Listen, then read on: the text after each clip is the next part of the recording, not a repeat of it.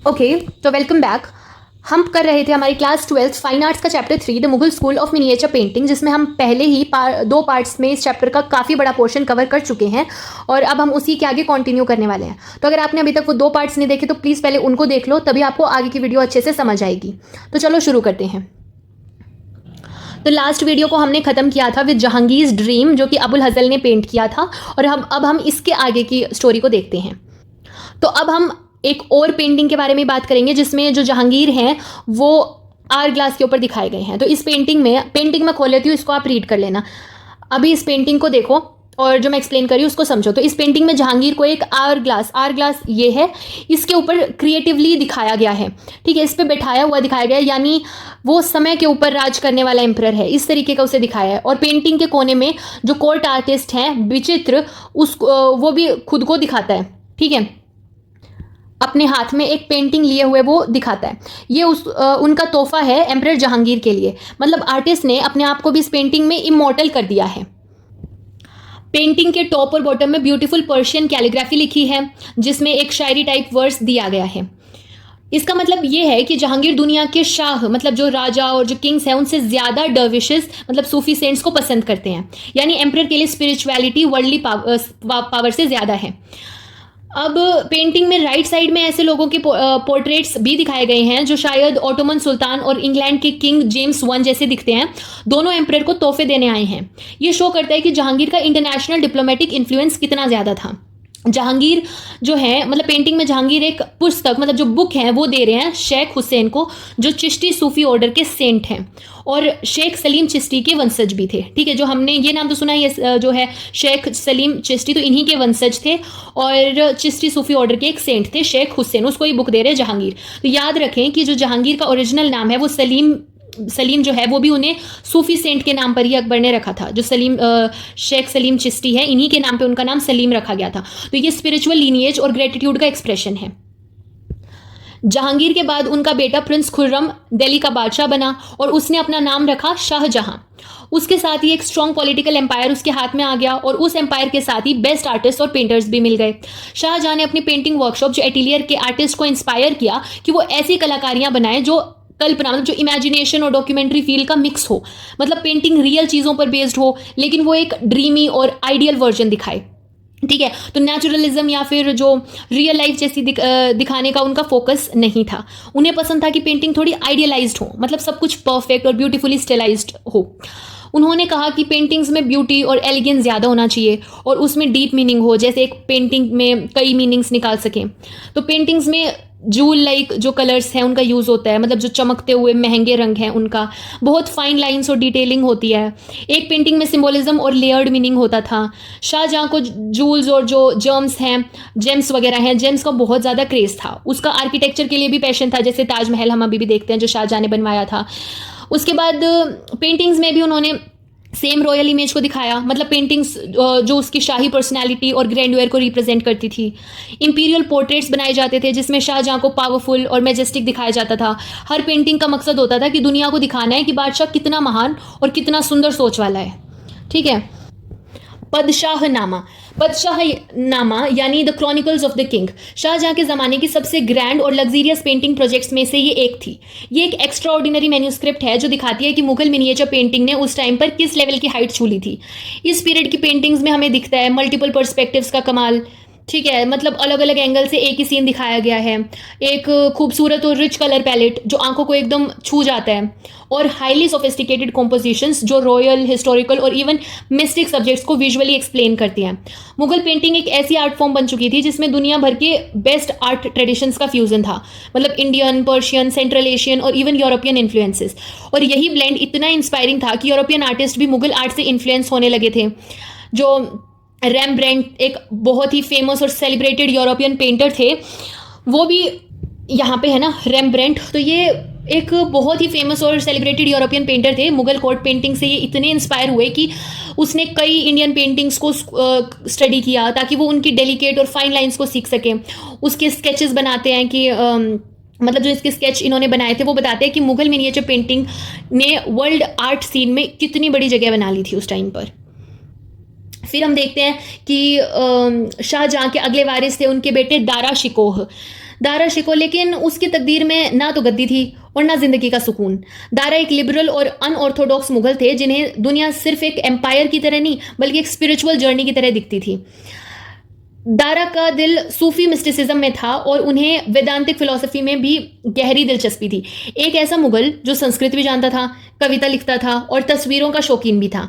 दारा ने एक खास पेंटिंग एल्बम बनवाई थी सिर्फ अपनी बेगम के लिए। इस पेंटिंग में दारा शिको के जो बगीचे में सेजिस के साथ बैठे दिखाए गए हैं, पूरा सीन इतना शांत, इतना सूफी है, जिसमें दारा सिर्फ एक शहजादे नहीं बल्कि एक सोच है, एक फिलोसोफर, एक इंसान जो सबको जोड़ना चाहता है, धर्म, जाति, सोच सबके परे। पर पॉलिटिक्स का खेल में उसके पढ़ाई और फिलॉसफी को लोग उसकी कमजोरी समझ बैठे। उसके भाई औरंगजेब जो बिल्कुल अलग नेचर का था, उसने दारा को ना सिर्फ हरा दिया बल्कि उसका नाम और निशान मिटा दिया था। लेकिन पेंटिंग और कल्पना के इस युग में दारा शिको हमेशा जिंदा रहेगा, एक ऐसे मुगल के रूप में जो राजा तो नहीं बना पर इंसानियत के एम्बेसडर जरूर बन गया। तो ये नाम आप याद रखना, कोई नहीं जानता पर हम जानेंगे, दारा शिको। तो ये वही पेंटिंग है जिसका अभी जिक्र किया मैंने, और आर्टिस्ट का नाम याद रख लेना, विचित्र। अब शाहजहां के जिंदा होने के दौरान ही उनके जो बेटों के बीच में गद्दी के लिए लड़ाई हुई थी, जिसे हम सक्सेशन वॉर कहते हैं। इसमें शाहजहां के जो बेटे थे दारा शिको वो हार गए थे और जो दूसरा बेटा था औरंगजेब वो जीत गया था। दारा शिको को हराकर औरंगजेब ने राजगद्दी हासिल कर ली थी। आलमगीर औरंगजेब जो हैं, औरंगजेब जिसे आलमगीर भी कहा जाता है, जब तख्ती पर आए तो उसने पॉलिटिक्स मतलब जो राजनीति थी उसको फिर से मजबूत और एक्टिव बनाने की कोशिश की, जैसे अकबर के समय में थी। अकबर के ज़माने में जैसे पावरफुल और ऑर्गेनाइज्ड रूल को दोबारा लाने की कोशिश की गई थी। सक्सेशन वॉर और उसके बाद जो डेक्कन में जो मतलब लड़ाइयाँ हुई थी, मुगल एम्पायर को उसने दोबारा मजबूत बना दिया था, यानी एम्पायर फिर से एक्टिव और एक्सपेंड होने लग गया था। औरंगजेब का जो मेन फोकस था वो मुगल एम्पायर को और ज़्यादा बड़ा बनाना, एक्सपेंड करना और पूरे इंडिया को एक साथ लाना अपने रूल के नीचे, ये उनका मेन मोटिव था। तो लेकिन पेंटिंग और जो आर्ट है उसके मामले में औरंगजेब ने इतनी मेहनत नहीं की जितने उनके जो एंसेस्टर्स थे जैसे अकबर, जहांगीर या शाहजहां ने की थी। एटिलियर मतलब रॉयल पेंटिंग वर्कशॉप जो हमने देखी थी। लेकिन जो पॉपुलर बिलीफ मतलब जो लोग जो सोचते हैं कि औरंगजेब ने रॉयल पेंटिंग वर्कशॉप बंद कर दी थी तुरंत, ये सोच नहीं है। वो एटिलियर तुरंत बंद नहीं हुआ था, बल्कि कुछ समय तक और भी खूबसूरत पेंटिंग बनती रही थी। ठीक है, वो बहुत बाद में हुआ था, तभी बंद नहीं हुआ था औरंगजेब के आते ही। देखो अब बात करते हैं लेटर मुगल पेंटिंग्स की, यानी जब मुगल रूल धीरे धीरे कमज़ोर होने लगा था।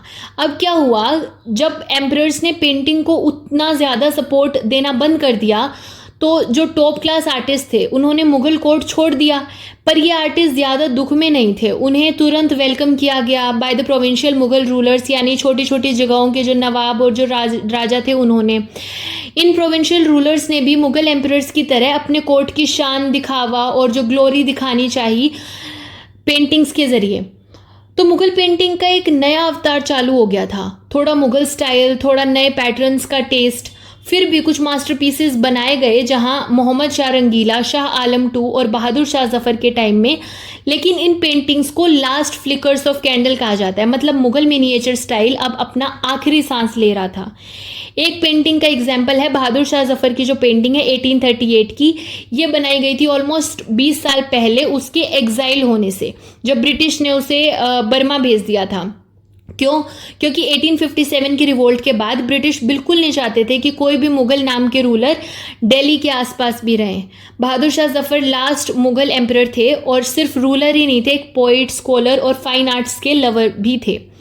लेकिन पॉलिटिकल एनवायरनमेंट पूरा बदल चुका था, रीजनल किंगडम्स अनस्टेबल हो रहे थे, ब्रिटिश पावर ग्रो कर रही थी और पैटर्न्स का इंटरेस्ट और टेस्ट भी बदल रहा था। तो आर्टिस्ट ने भी अपना स्टाइल, सब्जेक्ट और टेक्निक बदलने की कोशिश की ताकि नए पैटर्न्स उन्हें हायर करें। ऐसे करते करते मुगल मिनिएचर पेंटिंग्स धीरे धीरे मर्ज हो गई थी प्रोविंशियल और कंपनी स्कूल के स्टाइल्स के साथ। तो ये वही पेंटिंग है जो बहादुर शाह जफर की है और इनके एग्जाइल से 20 साल पहले ये बनाई गई थी। Process of Mughal painting. तो देखो, जो भी मुगल मिनिएचर पेंटिंग्स आज हमें देखने को मिलती हैं, उनमें से ज़्यादातर रॉयल एल्बम्स या हैंड रिटन वर्क बुक्स जो मैन्यूस्क्रिप्ट्स होती थी उनका पार्ट थी। मतलब पेंटिंग और लिखा हुआ टेक्स्ट दोनों एक ही पेज पे होता था। इस तरह उन दोनों के मिलकर वो दोनों मिलकर कहानी बताते थे। तो इसको स्टेप्स में होता था कि स्टेप 1 होता था हैंडमेड पेपर तैयार करना। सबसे पहले हाथ से बने गए जो कागज़ होते थे उनको तैयार किया जाता था, उनको उसी साइज़ में काटा जाता था जो उस पर्टिकुलर किताब या एल्बम के लिए फिक्स किया गया हो। उसके बाद स्टेप 2 होता था कि लेखक के लिए जगह और जो लिखना है वो, कि जब पेज रेडी हो गया तो उसमें पहले से डिज़ाइन बना के कुछ खास जगह ब्लैंक छोड़ दी जाती थी आर्टिस्ट के लिए जहां वो पेंटिंग बनाएगा। बाकी जगह पर जो स्क्राइब है वो ब्यूटीफुल हैंडराइटिंग में टेक्स्ट लिखता था।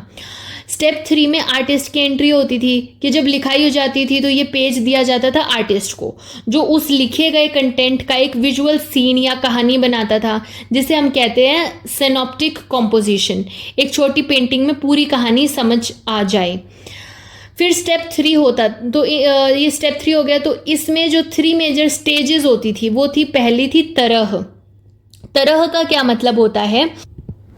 तरह कॉम्पोजिशनल स्केच होता था। कॉम्पोजिशनल स्केच, इसमें पहले एक रफ लेआउट बनाया जाता था, कौन कहाँ होगा, बैकग्राउंड क्या होगा, पोज क्या होगा। फिर होता था चेहरानामा। चेहरानामा क्या होता था कि पोर्ट्रेट्स बनाना। फिर इंपॉर्टेंट लोगों के चेहरे, जो पोर्ट्रेट है उसको डिटेल तरीके से बनाया जाता था। फिर होता था रंगामिजी।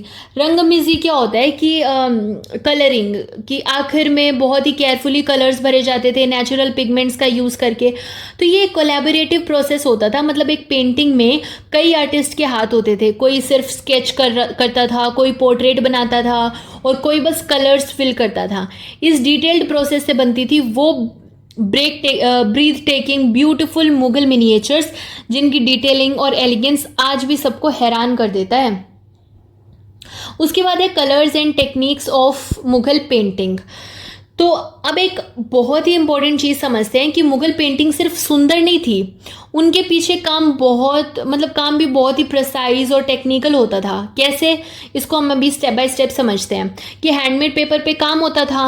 हैंडमेड पेपर पे काम कैसे होता था कि मुगल पेंटर्स कोई ऑर्डिनरी कागज़ पे काम नहीं करते थे। ये लोग स्पेशली हैंडमेड पेपर बनवाते थे सिर्फ पेंटिंग के लिए, ताकि फिनिश और टेक्सचर दोनों परफेक्ट हो।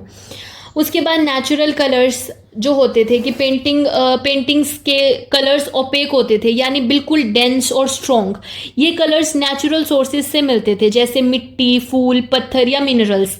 आर्टिस्ट पिगमेंट्स को बारीक पीस कर मिक्स करते थे to get that perfect shade. समझो जैसे एक नीला कलर बनाना हो तो वो किसी नीले स्टोन को पीस के उसमें गम और पानी मिला के एग्जैक्ट कंसिस्टेंसी लाते थे। तो ये कोई ट्यूब कलर नहीं होता था, सब कुछ हैंडमेड था।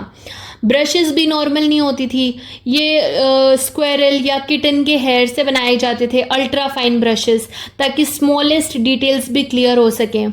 उसके बाद ये टीम वर्क था, एटीलियर सिस्टम था कि मुगल पेंटिंग सिर्फ एक आर्टिस्ट का काम नहीं होती थी, ये एक कोलैबोरेटिव प्रोसेस होती थी। एक आर्टिस्ट बेसिक आउटलाइन बनाता था, दूसरा कलर्स फिल करता था, तीसरा डिटेल्स ऐड करता था जैसे ज्वेलरी, कपड़ों के डिज़ाइन, बैकग्राउंड एक्सेट्रा। लेकिन कभी कभी एक ही आर्टिस्ट पूरी पेंटिंग भी कंप्लीट करता था अगर वो मास्टर आर्टिस्ट हो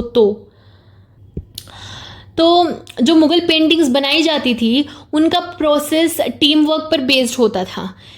मतलब एक पेंटिंग कई आर्टिस्ट मिलके बनाते थे, हर आर्टिस्ट का एक स्पेसिफिक स्किल होता था और कोई ड्राइंग में एक्सपर्ट होता था, कोई कलर्स भरने में, कोई डिटेलिंग में। हर किसी को उसी काम में लगाया जाता था जिसमें वो बेस्ट हो।